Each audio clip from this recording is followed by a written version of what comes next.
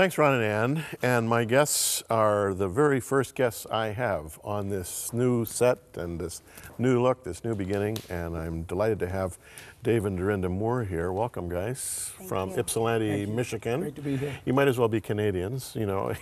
You're actually north of us. Do you know that? Where you are?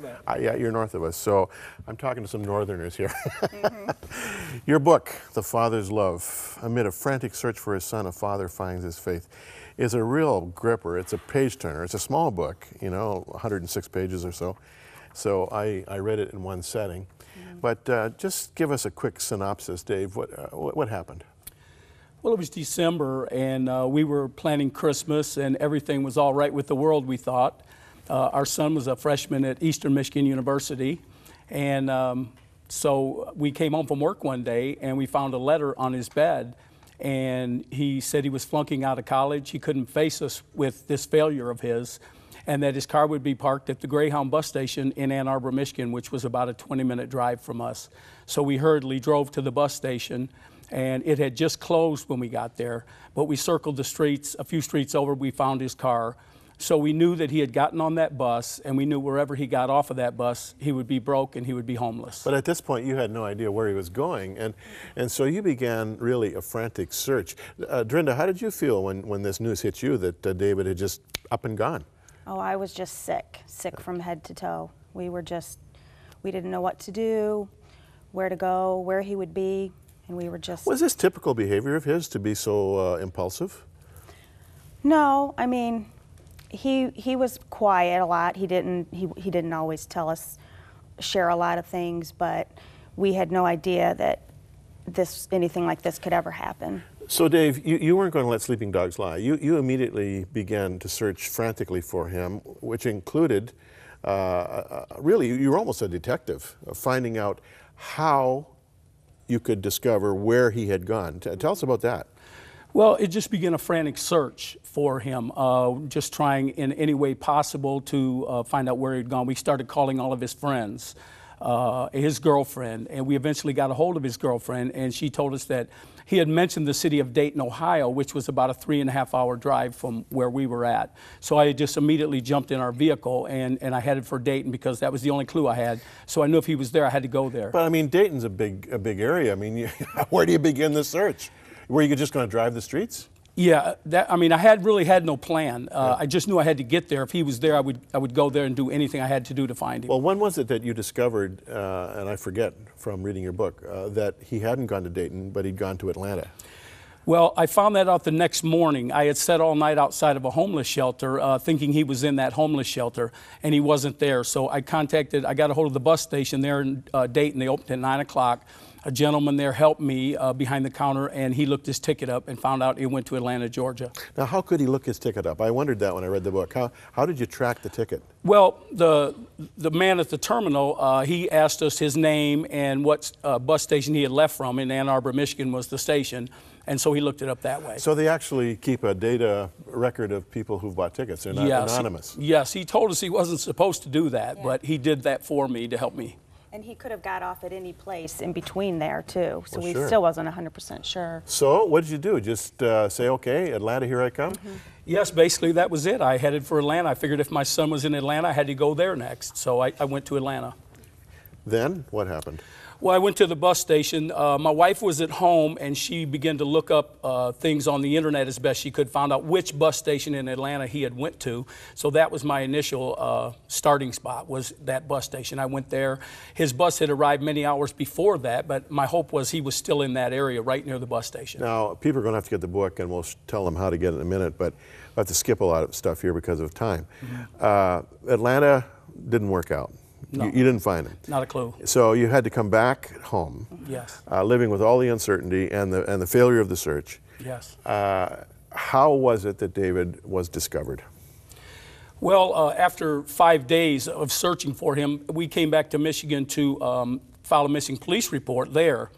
And we went to Eastern Michigan University, posted his picture all over campus. It had been faxed from Michigan to Florida to every police station. And I had even gotten so desperate that I had contacted a psychic, and I didn't even believe in that.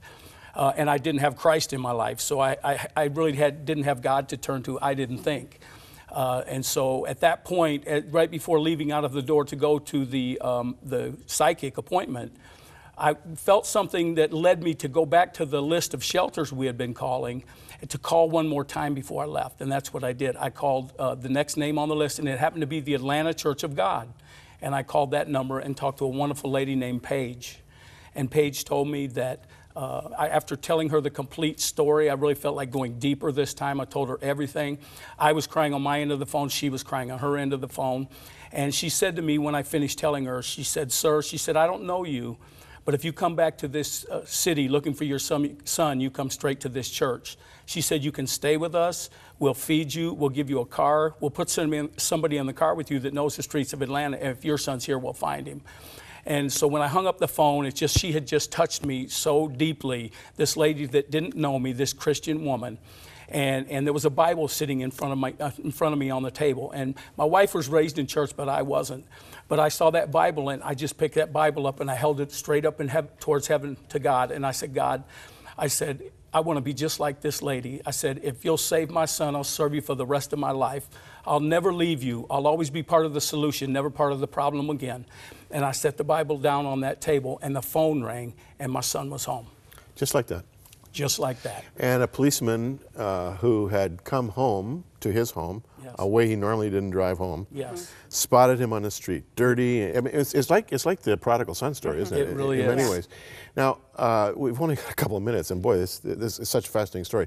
Dorinda, Dave talks about his personal commitment to Christ. Now, I think really that was a turning point when you held the Bible up and said, "I'll serve you." But he actually came to church with you, and he responded to an altar call. Were you astonished at what was going on in your husband's life? Yeah, I really was, because he wasn't raised in church. I was, so I knew of God at an early age. But yeah, because he didn't really know that he was supposed to ask for forgiveness, which he did. I mean, when we went to service, the first church Sunday that we had, he dove himself to the altar. He just ran there. He couldn't wait to get there. Yeah, and then you say in the book that you just kept, every time the church doors were open, you were there. Yeah. Yes.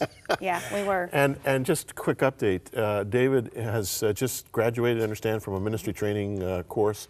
And here's a picture of, is this David here? Yes, on the left. On the left. What a good-looking young guy he is. So what's the future for him? What's he planning on doing? Well, he's worked in Mission, Florida for many years at Abundant Life Church of God in Lakeland, Florida, under Pastor Ron and Colleen Stewart there. And he just graduated Lee College, as you said, with a bachelor's degree in church leadership. And he just took his ordained minister's test, and he passed that with a very high score. And so he has a lot of experience, and he wants to go on and serve God. Is this a cool story or what? Yeah. It's amazing. An encouragement to other parents whose children right now, for whatever reason, are in places unknown. Any advice to them? Yeah, I'd say there's always hope with God. Turn it over to God and trust God, and I believe that God can do anything. You know, and friends, the book, it's small. It's a great read. It's called The Father's Love. Amid a frantic search for his son, a father finds his faith. You can order it at our e-store. And here's how you do it. You log on to crossroads.ca, or you can call 1-800-265-3100. Either will reach us, and it's reasonably priced, and you'll be able to have your own copy. And especially if you know of those who are going through something similar to this, they're going to want this book. It really is a heart warmer, and I know that it's going to encourage you. Just 30 seconds, Dorinda, how has this impacted you? Well, it's been life-changing. I mean, like I said, I was raised in church, but I had drifted away, and so now it's just awesome to have my family in church, you know, all going to heaven, so that we can spend eternity there. And the Lord obviously knows your name and every member of your family, Yeah. right? You got 2 other boys. How are they doing? They're doing great. Excellent. Friends, the Lord can do a big, big thing in your life if you just turn it over to him. We'll be back with more right after this.